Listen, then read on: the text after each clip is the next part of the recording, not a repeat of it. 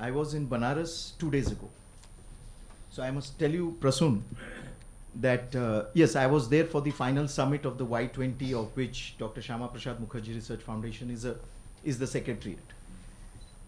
But as I moved around Banaras, and I took some time off to really go around, and to some that I spoke to, one dominant thing which was in my mind, dominant emotions and thoughts which were in my mind, and some of those to whom I spoke to them about Rash Behari and Banaras. I think we forget this quite often, that Banaras is midway between Delhi and Kolkata. And it was a very important meeting point of revolutionaries. It was in Banaras that Sri Aurobindo, then Aurobindo Ghosh, met Tilak for the first time at the Congress session. It was in Banaras that Subramania Bharati met Sister Nivedita, and Subramania Bharati himself lived in Banaras. And so, and on returning from Banaras, Subramaniam Bharati translated and he dedicated a poem to Sister Nivedita and to her revolutionary fervor. So therefore, when Prime Minister speaks about and focuses on Kashi Tamil Sangam, in it, the entire revolutionary legacy of Banaras and the way you have brought it out, and Anandji is absolutely right, is I think amazing.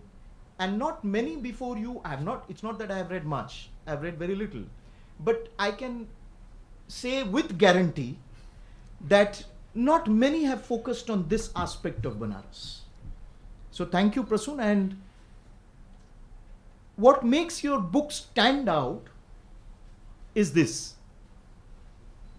you can almost feel Rash Behari.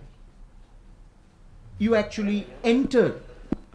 I'll interrupt you once. Yes, please. After I did the first session on Sri Rashbehari Bose at the National Library of Kolkata, there were people who said that you have started to look like Sri Rashbehari. True. Especially If you see the older photographs. Yeah, so whatever I was wearing, so they said, you look similar to him. No, I think in your lines, through your pages, and since most of the places, of course, Tokyo very briefly in 2016, I went around at night looking for Nakamura and Rash Behari's place. And I very briefly could stand before it. So I have more or less visited all these places, and the way you describe Chandanagar, the way you have brought out the revolutionary milieu of Chandanagar, the way your conversations and lines, and absolutely so aptly described by Anandji, that you take us into a deep reverie and then suddenly you pack in facts. And then we are again brought back to the reality of your narration. But I think through every line, through every chapter, Rash Behari evolves. The reader can move with Rash Behari, can intensely feel his emotions as well. And this is, I think, possible only because you are not a trained historian. Only because you have not studied history at the feet of those who would term Rash Behari as a revolutionary terrorist. So I would highly, obviously, without any no holds barred, I would really recommend this book, and I urge you to come out with more such books. The way you have brought out figures who were nearly forgotten, Amarendranath Chattopadhyay, for example.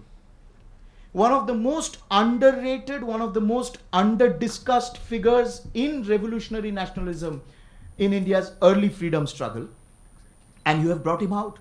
I would urge you to write a next biography of Amarendranath Chattopadhyay, because his life also is full of adventure, is full of struggle, is full of strategy, is full of mystery as well. And the way they would work, and then the way they just faded away, especially post-independence, is really something to think about. Now I'll just take some time to give a context. In August 2015, when Prime Minister Narendra Modi was addressing the centenary celebration of iconic freedom fighter Rani Gaidilu, From Nagaland, another forgotten figure until Prime Minister Modi really brought the focus on her. He said something very interesting. He said, either we have forgotten such great people or we have been made to forget on purpose. I think this made to forget on purpose, Dr. Somo De has admirably brought it out through his arguments, unassailable arguments. In fact, I want to see him debate with those self-styled historians who are degree-dharis also. Prime Minister also spoke about the need to document, to disseminate, to preserve the history of the contribution of communities such as Khasis, Santals, Naga, the Bhils, Munda. Then Travancore movement, he speaks about Sambalpur, about Bundel, about the Kukka uprisings. And he says that these have kept the flame of struggle for freedom alive. And therefore, all these years we had subalterns, historians telling us that you needed to document these history. But I think the Prime Minister has very simply put it. And my submission is, despite all this subalternism, we were never taught about these histories. We were never told about the importance, and that there was never a lull in revolution in India. It was a continuous process. One revolution was suppressed, one revolt was suppressed, the other came up. That was suppressed, a third one came up, and this went on non-stop for 50 years till 1942 and Azad Hind. So it was a continuous phenomenon. And therefore, I think we really majorly need to relook at this dimension. The narrative of armed struggle in India's independence was given a short shrift and neglected. This is my second point. And the prevalent narrative was that there was no role of an armed struggle in India's freedom movement, and that this is not correct. When Lachit Borphukan Day was celebrated last year, 400 years of Lachit Borphukan, for the first time in independent India's history, Union Home Minister made this point publicly in his inaugural address, in his valedictory address. And we should recognize, as Anandji said, 2014 के बाद academic freedom हुआ. सही है. We need to recognize that this is being now publicly articulated. There was an academic apartheid against a vast dimension of India's struggle for freedom, and Jatindranath Mukherjee, Rash Bose, and till the other day Netaji Subhash Chandra Bose also were victims of that academic apartheid. They don't consider them as having contributed majorly towards the advent of freedom. I must recall here Prithvindranath Mukherjee, grandson of Bagha Jatin, in his seminal work, The Intellectual Roots of India's Freedom Struggle, makes a very interesting point. He worked on his thesis under Raymond Aron, who was a very famous French political philosopher. And when he approached Aron to do his PhD under him, Aron said something very interesting. He said, I have always wondered, how could it be that Mahatma Gandhi came and he converted the movement into a mass movement, India's struggle for freedom. And so in your thesis, I find that before Mahatma Gandhi came to India, there was a period of 25 years, a quarter century, where the preparation was made, where the ground was laid, and that eventually got converted into a mass movement. Friends, Prasun, I must tell you here, please let us remember that in 1908, it was exactly 50 years from the first war of independence in 1857. And in 1908, the Alipur bomb case, where Khudiram Bose went and mistakenly, but went and blasted the first bomb in the last 50 years. And there was a clear plan for armed insurrection. I will come to that later. Shyama Prasad Mukherjee, in a foreword to a book on Jatindranath Mukherjee, which was written in 1947, says He pleaded for initiating a systematic and comprehensive detailing of the lives and contributions of forgotten freedom fighters. I think the entire essence and spirit of Azadi Ka Amrit Mahotsav, which Prime Minister articulated and initiated in 2021, had at its core this: the mainstreaming, the relook and reinstatement of forgotten freedom fighters, of unsung heroes, and majorly the reinstatement of someone like Netaji Subhash Chandra Bose, who is symbolic, who in a sense brings into himself the culmination of the aspiration towards freedom through armed struggle. Netaji is the culmination of that. And Dr. Mukherjee says these youthful revolutionaries had forsaken and given up all they had and plunged in the fire of revolution. By sacrificing themselves cell by cell, they gave a taste of the greater life of freedom that awaited us. Yet today, they have been forgotten. Today's youth has no idea of their contributions or their names. Their heroic exploits have not been recorded in the pages of history, either here or abroad. The fear of state oppression, the apprehensions of generating negative public opinion, the system that dominated even post-independence, because if you wrote about them, then you would generate a negative, not public, but a very negative elite opinion. That elite which controlled the narrative, which were gatekeepers of that narrative. Dr. Ram Manohar Lohia also, very interesting, Lohia's debate in 1967 in Parliament with MC Chagla on history writing in India, and Dr. Lohia minces no word. He says, historians, both Indian and foreign, are such rotten-headed people. It is ingrained into the minds of our children that India had nothing of its own. Everything was either imitated or influenced by outside factors. Then he says, history is the understanding of our past. Our understanding of the past is erroneous, and the younger generation is not taught properly. If the younger generation is not taught properly, this country cannot achieve happiness and prosperity. Dr. Ram Manohar Lohia.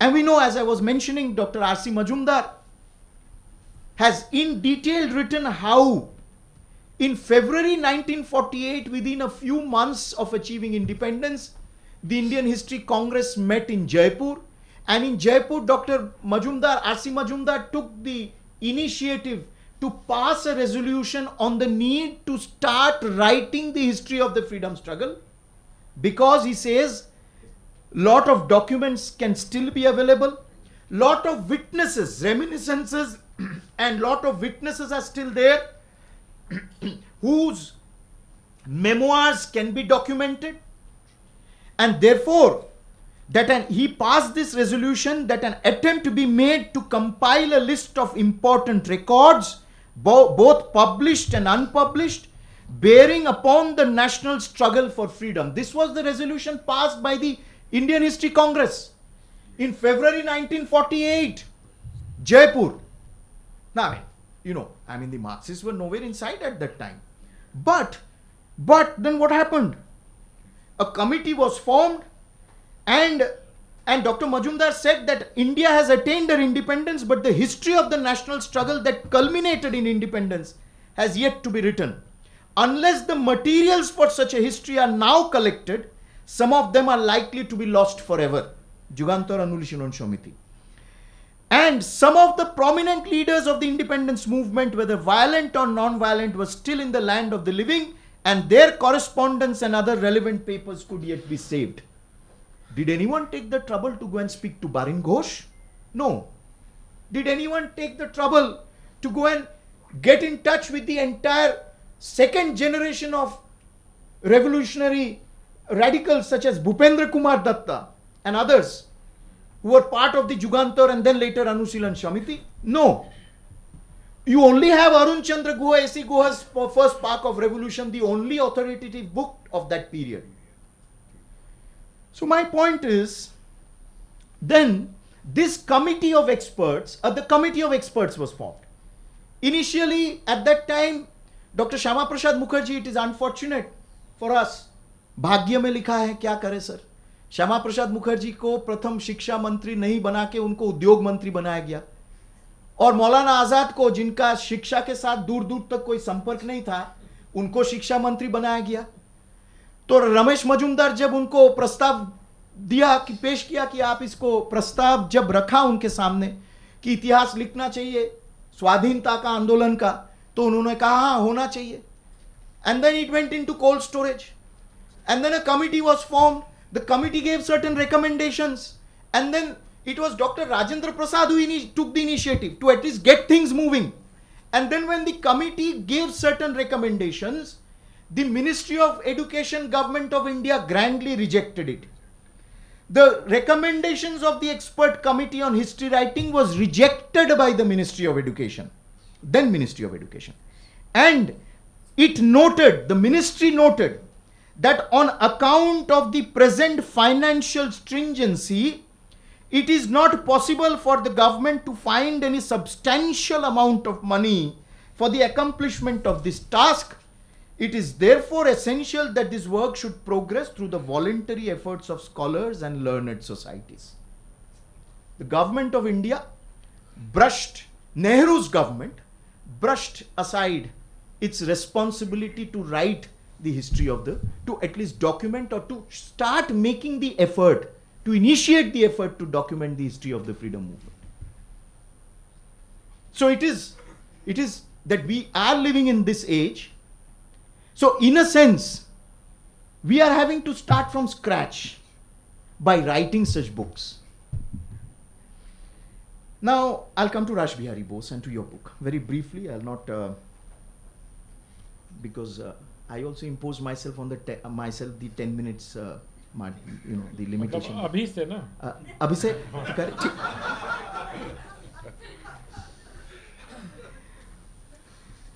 Anandji said something very interesting, and I'll come to that a little later.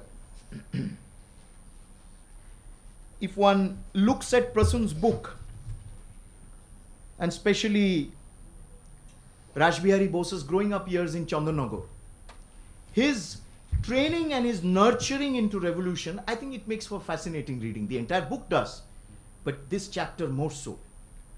And as I was reading your book, I suddenly came across a parallel. And what was that? It's a very interesting parallel. So,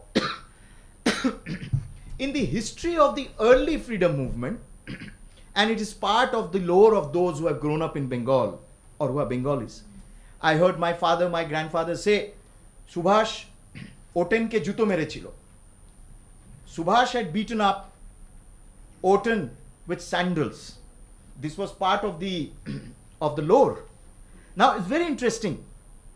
So, there are three iconic encounters of this kind in the history of the freedom movement. I don't know, I'm talking about Bengal. I don't know about other provinces. I'm slightly limited to Bengal nowadays, so I would seek your forgiveness if I appear to be only focusing on Bengal. So it was Rash Behari Bose and Edward Gomez in 1901, and Rash Behari Bose and Howard Rothman in 1902. Howard Rothman and Edward Gomez were teachers at the Dupleix College. Gomez was a visiting faculty from Kolkata, and Rothman was a British teaching in Dupleix College in French Chandanagar. With both, Rash Behari had very strong encounters. Very strong encounters. Then we come to Ullashkar and Russell. Ullashkar beat up Russell, his professor, in 1905 at the Presidency College. And then we come 1916, Subhash and Oten, again Presidency College. So, Rash Behari, Edward Gomez made some derogatory remarks about Bengalis. He said, inherently the people of Bengal have very little courage. It's a pity that you were all born in this race. Birth does not come by choice. You quote. In page 30-35, this entire incident is given. And so, then Gomez says that, you natives must have a good education. and therefore I have come, and I'm going to undertake a essay competition, and you're going to write essays. And so Rash Bihari's essay, Rash Bihari titles it The Revolution, and he submits it. And Gomez next day, along with the principal of Dupleix College, who was Charu Chandra Roy, who was a crypto-revolutionary, not a crypto, I mean, usually it's crypto-communist, I'm saying that, it's a positive. Crypto-revolutionary, Charu Chandra Roy is brought to the class by Gomez, and Gomez says, these two gentlemen, Rash Bihari Bose and Srish Chandra Ghosh, have written about the seeds of revolution in Bengal. The two essays have described in detail, imagine, the audacity, the courage, that he submits an essay titled Revolution, and on how Bengal will push back the British. That was the title, that was the content of his essay. And so Gomez tells Charu Chandra Roy, they have had the audacity to criticize the imperial rule and tell us how the sons of Bengal have done whatever they did. You live in a fool's paradise if you think that India will be ever able to fight the British. And he says, as a protest, I'm going back to Kolkata and I'm not going to teach in your college. This was the first encounter Rash Bihari, and this was in 1901. Then comes Howard Rothman, and just very briefly, please have some, you'll obviously read the book, please have some patience. Rothman overheard Rash Bihari and his friends discussing India's subjection. He haughtily walked up to them and said, you have a problem with the British? Rash Bihari came forward and calmly said, and this is, you see, this is the beauty, the way Prosun writes about it. Rash Bihari says, sir, we don't have a grudge against the British. We simply don't support your colonial rule that is forcibly imposed on this country and on her people. Moreover, this is my personal opinion, conviction. None of my companions have any opinion on this. Rothman is frothing. He says, he comes closer to Rash Bihari and then shouts, this country was always destined to be ruled and will remain so in future as well. That is why Bakhtiyar Khilji was able to conquer Bengal with just 17 cavalry men. You must feel blessed that the British have chosen to rule you. That is the reason why you fools are getting a good education. Rash Bihari just could not control himself further. He shouted back, that is a wrong statement, Mr. Rothman. The vile Bakhtiyar Khilji has had many more men behind him. Your knowledge of history is incomplete. Mother India and her children are not cowards. One day we will prove that to the entire world and overthrow colonial rule. This was too much. The principal, by then Charu Chandra Roy had retired. There was a French principal, and obviously they could not oppose this Britisher, and they decided to rusticate him. It is before that that Rash Bihari walked out of the college saying that he's not going to study in this institution. So this was the first. Second is Ullaskar Dutt, who went mad in cellular jail, who was tortured till he became insane in cellular jail. Ullaskar Dutt, who was accused, one of the prime accused in the Alipur bomb case, and was deported to Andaman with Barin Ghosh, my great-great-grandfather Upendranath Bandyopadhyay, for 10 years. Ullaskar in 1905, same, because Russell had made some racist remarks. Ullaskar threw a pair of shoes at him. But Ullaskar was never caught because they were very confused as to who threw that shoe missile at Russell. But Russell had turned completely red. It was a thorough insult. And one doesn't know whether he continued after that. And then we come to the third and most famous of such types of encounters, and that is Subhash Chandra Bose at Presidency College. Otten had said, as the Greeks had Hellenized the barbarian people with whom they came in contact, so the mission of the English is to civilize the Indians. And Otten kept having these encounters. So it was decided one day to rough him up. And in 1916 February, while he was coming down the stairs in Presidency College, Subhash led his friends, surrounded him, and beat him, as they say, black and blue. And Leonard Gordon uses this word, black and blue. Otten was beaten black and blue. And Subhash was then rusticated. He was expelled from Presidency College and rusticated from the Calcutta University. And look at what he writes. He says, I had established a precedent for myself from which I could not easily depart in future. I had stood up with courage and composure in a crisis and fulfilled my duty. I had a foretaste of leadership and of martyrdom and what it involves. Subhash says this. And it was because of the intervention of Sir Ashutosh Mukherjee that Subhash was then reinstated in Scottish College. Shujoda, I hope I'm right. And he was reinstated in Scottish College to take the honors of philosophy. And of course, Ashutosh Mukherjee, we know whose father he was. So, thank you for really bringing these up, these parallels. And very interestingly, Rash Behari is self-exiled 35 years to Japan. Ullaskar, deported for life 12 years in cellular jail, turns insane, becomes a physical wreck and comes back. And Subhash also eventually leaves the country to fight a greater war and battle. And all three undertook this operation in their early days and years. So these are certain points I wanted to make. And when you mentioned Harding's bombing, it took place in Delhi. And it was just 1 year after the national capital had shifted. The national capital had shifted from Kolkata to Delhi because Kolkata was becoming too hot for the colonial administration to handle. Series of political killings, series of blasts, and especially the Alipur bomb case, which was the first major such trial which took place and such incident took place when they realized that it was a very well laid out plan with the aim to overthrow British rule. I think that really shook, and they shifted capital to Delhi, and within a year there is Rash Behari again bombing Harding, the viceroy himself. And we have to remember, certain things when we speak about, at the end when we speak about Rash Behari Bose. And that is that he was a bridge, as Amarendranath Chatterjee tells, he was a bridge between the East and the North India. Can you imagine that in 1915, that was the last major such attempt made. Jatindranath and Rash Behari together. It was they had planned an insurrection of a mutiny of the Indian army from Bengal to Punjab, 21st February 1915. And somehow because of betrayals, that did not take place. But it was a major uprising that was planned.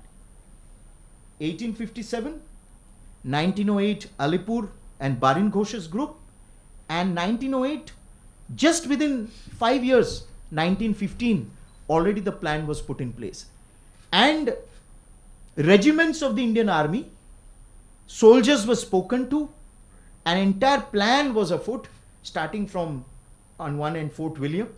And so, at times there's this collective demand that Fort William should be named after Jatin Mukherjee or Rash Behari Bose. Why Fort William, Fort Rash Behari, or Fort Jatin? It could be, or it could be both.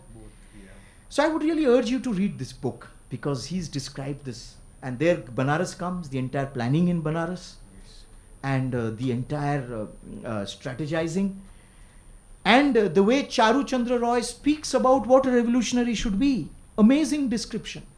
You would like to, frame it and perhaps keep it in one of your best spaces at home. The way Charu Chandra Roy describes the attributes of how a revolutionary and how a revolutionary should function.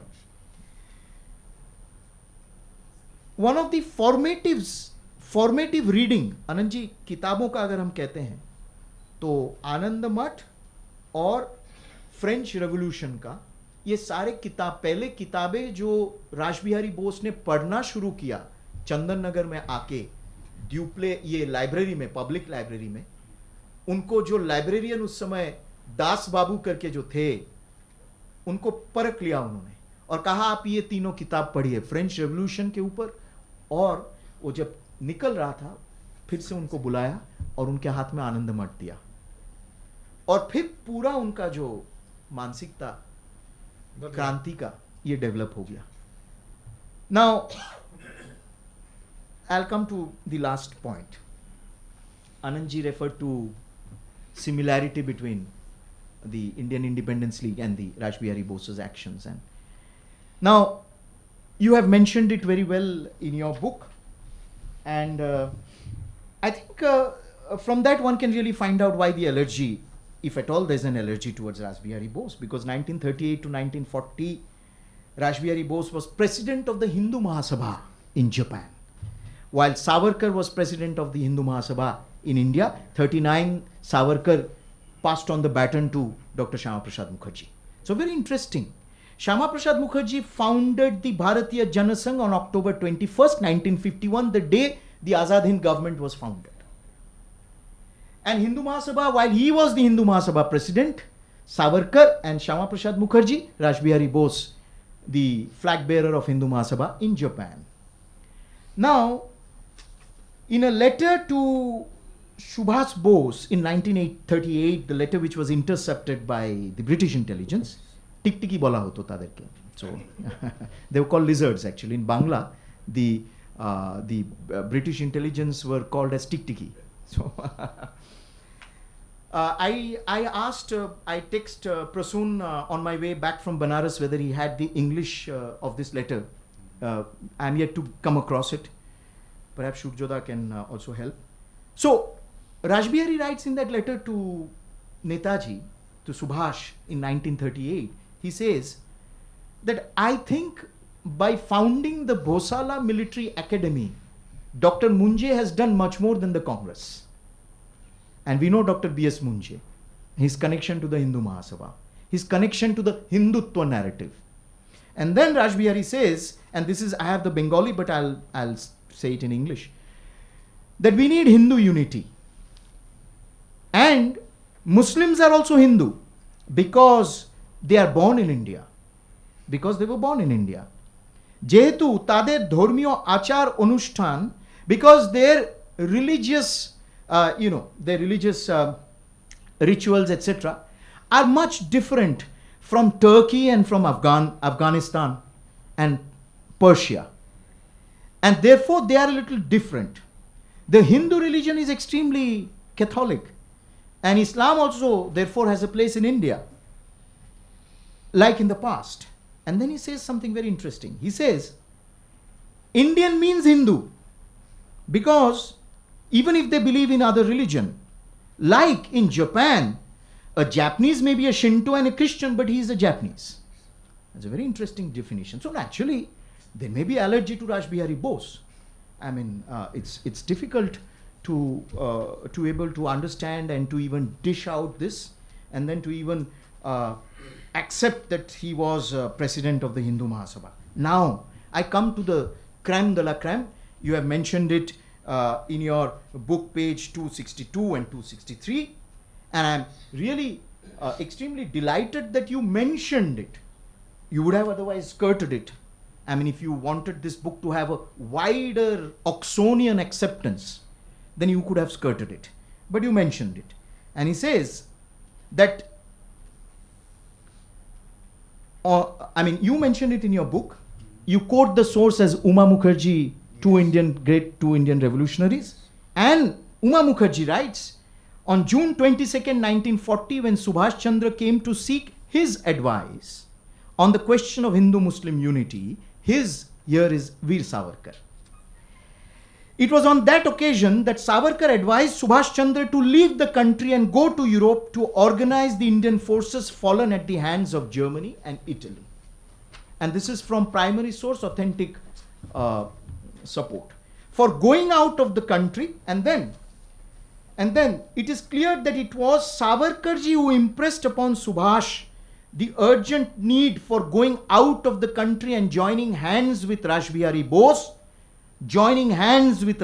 Bose, for organizing an armed attack against British India at the suitable opportunity.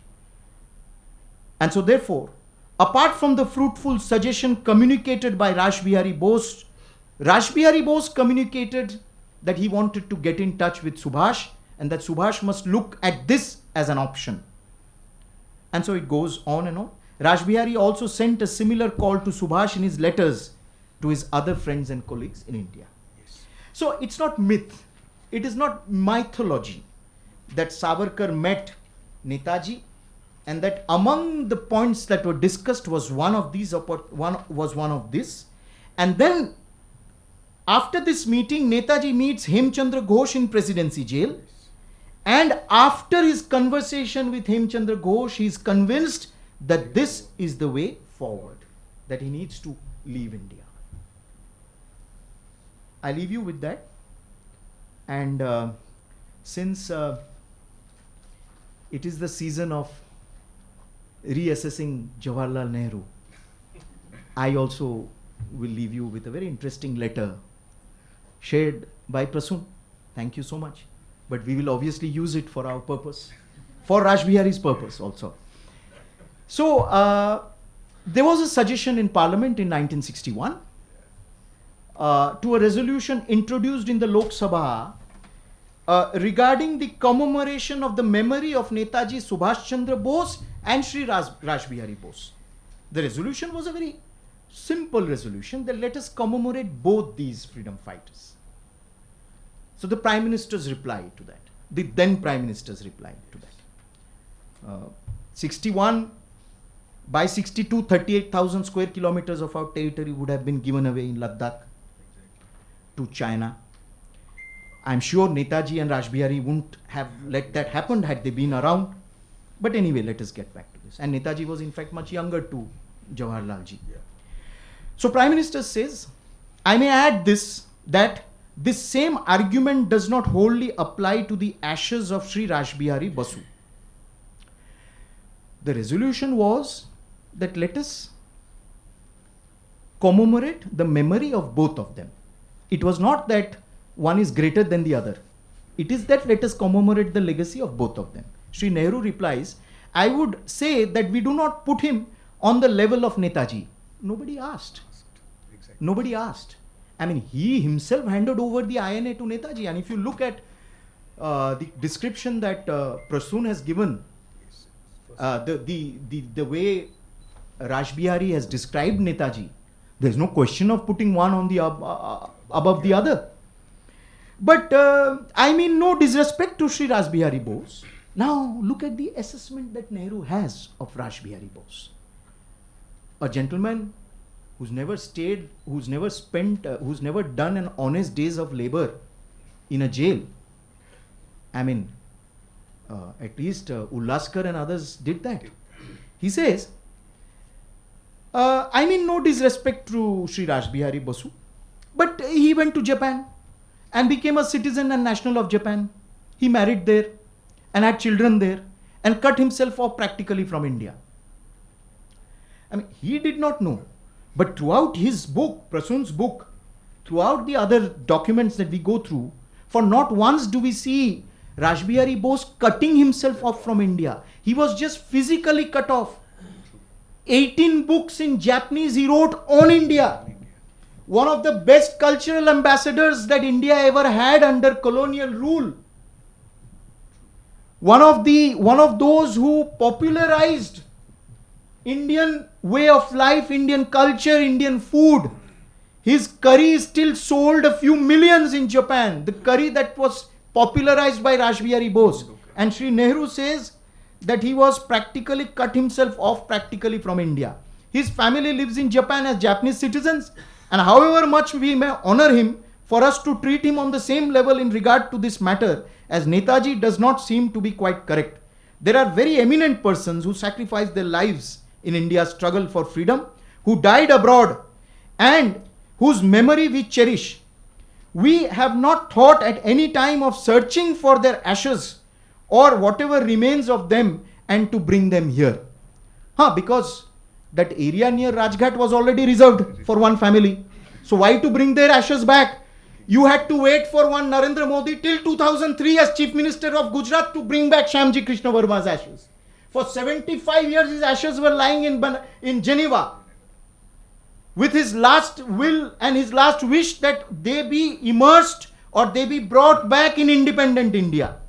But here in 1961, There are so many who have died abroad, so we cannot bring their ashes or whatever remains of them to bring them here. Therefore, we treat that case somewhat differently and separately. It is not that we have any objection to his ashes coming here, but they honor it in Japan. Because in Japan, we know that one of the old worships of Japan is Shinto worship or worship of ancestors. I understand that the ashes of Sri Rash Behari Basu are honored in his family and worshipped in his family. Typical Nehruvian. You know, this also that also no, but even this. Typically. So he leaves you confused with this answer. But in this entire confusion, one thing is clear. Don't rekindle, don't bring back Rash Behari. Let him remain cut off from India. And so therefore, this was in 61. By 69, you had the Marxist historiography, historians dominating the Indian discourse of history. And obviously, this mindset ensured that all those who, in their own way, fought for India's struggle through different means were sidelined and marginalized. So this is what I really just wanted to share with you. And thank you so much, Prasun, for bringing out this book. Thank you so much, Renuji, for publishing it. And I would urge all of you to get it, to read it, and to keep presenting such a book to people. We need to.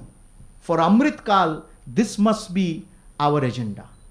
For the next 25 years, when we prepare for India at 2047, when we prepare to commemorate, to observe the 100 years of India's independence, we must make sure that all such personalities have got their due. Thank you so much. धन्यवाद अनिर्बान जी. अब हम conclude आप कर सकते हैं. अब आप कृपया कार्यक्रम समाप्ति की घोषणा करें.